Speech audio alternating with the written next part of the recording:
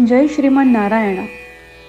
खालील दिलेले भाष्य हे श्री रामानुजदास श्रीमान गट्टू वेणुगोपाल स्वामी यांनी इंग्रजीत केलेला श्रीमद भगवद्गीतेचा मराठी भावार्थ आहे. अध्याय 6 आत्मसंयम योग, श्लोक 8.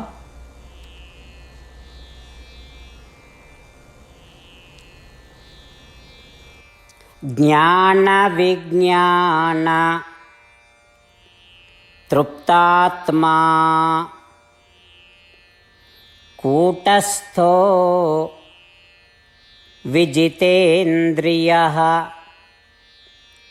युक्त इत्युच्यते योगी समलोष्टास्म कांचनः. ओम.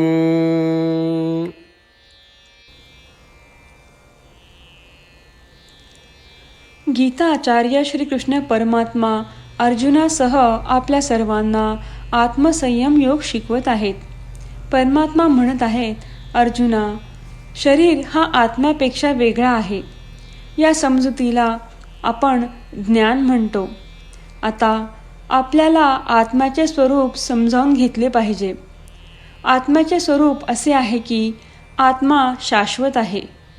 आत्मा ही अशी गोष्ट नाही की जी एक दिवस अस्तित्वात आहे आणि दुसऱ्या दिवशी अस्तित्वात नाही. शिवाय आत्मा हा आनंदाचा अवतार आहे. आत्मा शाश्वत आनंद प्रदर्शित करतो. आत्मा हा शाश्वत आहे, शाश्वत आनंद प्रदर्शित करतो आणि प्रकृती किंवा निसर्गापेक्षा वेगळा आहे हे समजणे याला विज्ञान म्हणतात. आता हे ज्ञान विज्ञान मनात स्थिर झाले आहे. ज्ञान विज्ञान या संपूर्ण समजाचे समाधान झाल्यावर मन काय करते? जेव्हा मन ज्ञान विज्ञान या संपूर्ण समजाने तृप्त होते तेव्हा ते सतत आत्म्याचे चिंतन आणि विचार करते. जेव्हा मन सतत आणि सतत आत्म्याचा विचार करत असते तेव्हा सर्व इंद्रिये किंवा ज्ञानेंद्रिये तुझ्या नियंत्रणात येतात. अर्जुना, आता तुला आत्म्याच्या स्वरूपाविषयी स्पष्ट समज झाली आहे. ही समज तुझ्या मनात स्थिर असल्याने आता या जगात तुला कुठलीही गोष्ट आकर्षित किंवा प्रभावित करणार नाही. आता तुझी अशी अवस्था झाली आहे की जिथे तुला सोने दिले तरी तू त्या सोन्याकडे दगड मातीसारखे समजून दुर्लक्ष करशील. जेव्हा तू त्या महान अवस्थेपर्यंत पोहोचशील तेव्हा तुझे संपूर्ण ध्येय आत्मा असते. जो कोणी या अवस्थेला पोहोचतो तो आत्मदर्शन किंवा आत्मसाक्षात्कारासाठी पात्र ठरतो. अशा प्रकारे श्रीकृष्ण परमात्मा आत्मदर्शनासाठी किंवा आत्मसाक्षात्कारासाठी पात्र होण्यासाठी पात्रता स्पष्ट करत आहेत. श्रीकृष्ण परमात्म्याच्या शिकवणींचे मनन करत असताना मी माझ्या शरीरापेक्षा वेगळा आहे ही समजूत म्हणजे ज्ञान हे आपण मनावर बिंबवूया. मी आत्मा सदैव अस्तित्वात आहे. मी आत्मा म्हणून मूर्तिमंत रूप आहे अशी जाणीव करून घेऊया. आनंदाचे मूर्तिमंत रूप मी आत्मा म्हणून प्रकृती किंवा निसर्गापेक्षा वेगळा आहे ही संपूर्ण समज आपल्या मनात दृढ करूया. कोणत्याही सांसारिक वस्तूंद्वारे आपण आकर्षित होऊ नये किंवा प्रभावित होऊ नये. या सर्वांचा सराव करताना आत्मदर्शन किंवा आत्मसाक्षात्काराची पात्रता देखील मिळवत असताना आपण सर्वांनी श्रीकृष्ण परमात्म्याच्या शब्दांची पुनरावृत्ती करूया. ज्ञान विज्ञान तृप्तात्मा कूटस्थो विजितेन्द्रियः युक्त इत्युच्यते योगी समलोष्टास्म कांचनः. जय श्रीमन नारायणा. श्रीमद भगवद्गीतेचे संपूर्ण सार श्रीकृष्ण परमात्म्यांनी अध्याय 18 श्लोक 65 ते 70 मध्ये या 8 गोष्टी करण्यासाठी दिल्या आहेत. श्रीकृष्ण म्हणतात, जे या 8 गोष्टींचे पालन करतात ते मला सदैव आवडतात. मी त्या भक्तांचे सर्व प्रकारे रक्षण करतो. श्रीकृष्ण परमात्म्यांनी सांगितलेली सर्व भगवद्गीता ऐकल्यानंतर अर्जुन म्हणतो, करिष्ये वचनम तव. अर्थात, श्रीकृष्णा, तुम्ही सांगताल तसेच मी करेन.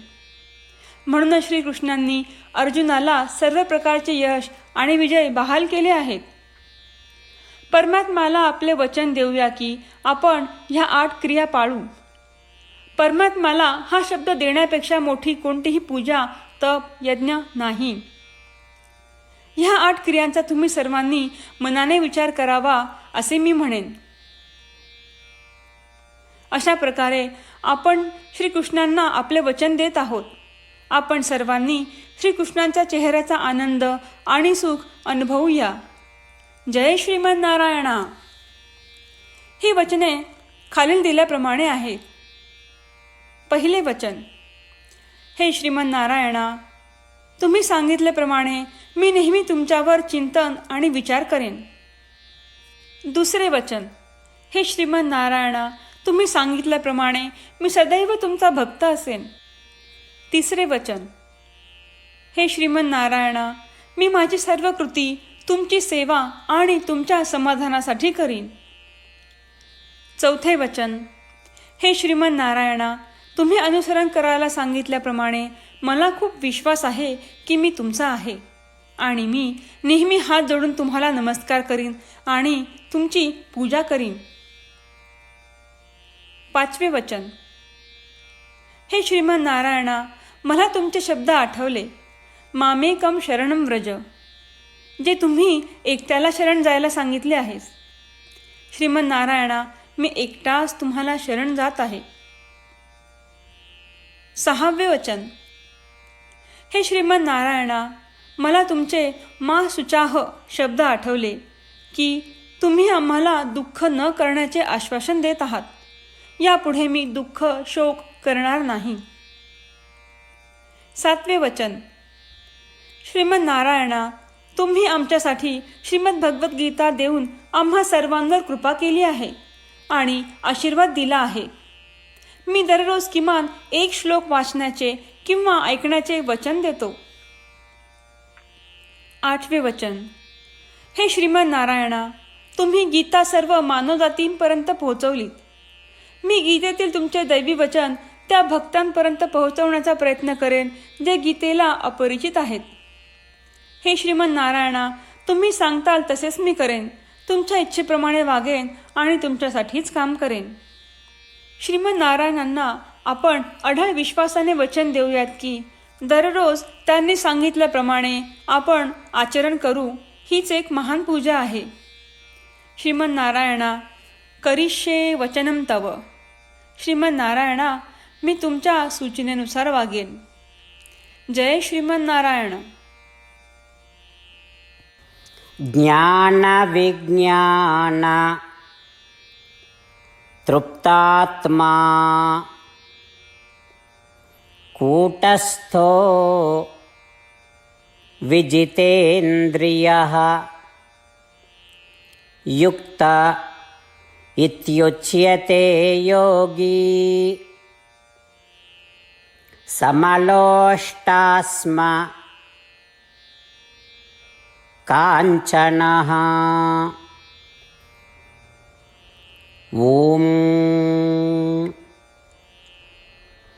ज्ञानविज्ञानतृप्तात्मा कूटस्थो विजितेन्द्रियः युक्त इत्युच्यते योगी समलोष्टास्म काञ्चनः.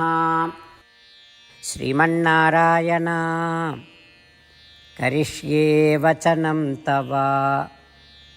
सर्वं श्रीकृष्णार्पणमस्तु.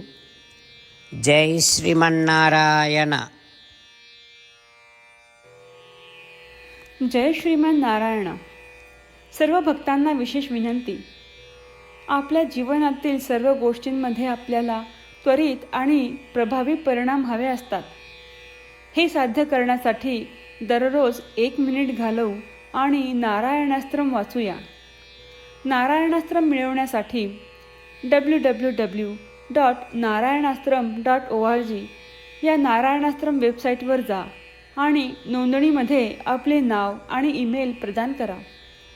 तुम्ही दिलेल्या ईमेलवर तुम्हाला नारायणाश्रम PDF प्राप्त होईल. PDF मध्ये रामायण श्लोक, गीता श्लोक आणि विष्णुनाम आहे. या तीनहीला नारायणाश्रम म्हणतात.